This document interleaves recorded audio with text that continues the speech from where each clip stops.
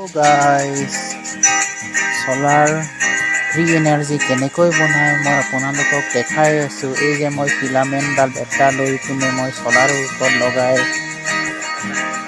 ৰাতিটোত মই পোহৰ দিওঁ। সেই পোহৰটো মই AC/DC কনভাৰ্টাৰেদি মই ৰাতিটোত এই সোলাৰটো লগাওঁ। তাৰপিছতে সেই সোলাৰ পেনেলেদি এইফালেদি বাহিৰেদি ভিতৰত সোমাই সেই কেচিঙেদি এই যে দেখিছে AC/DC কনভাৰ্টাৰ মই 60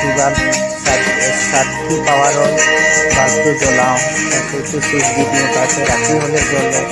সেই জ্বলা পোহৰটোত সোলাৰ পেনেলত পৰি 12.6 ভল্ট উৎপন্ন কৰে। সেই 12 ভল্টটো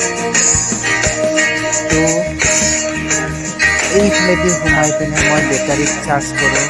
এই যে ৰাতি মই সাতটা হৈছে, সেই সাতটাতে মানে 12.6 ভল্ট উৎপন্ন কৰে আৰু গোটেই ৰাতিটো বেটাৰীটো চাৰ্জ হৈ থাকে আৰু বেটাৰীটো ফুল হৈ থাকে। এই যে চাওক আপোনালোকে গাইজ এই যে কেনেকৈ এনাৰ্জিটো বনায়।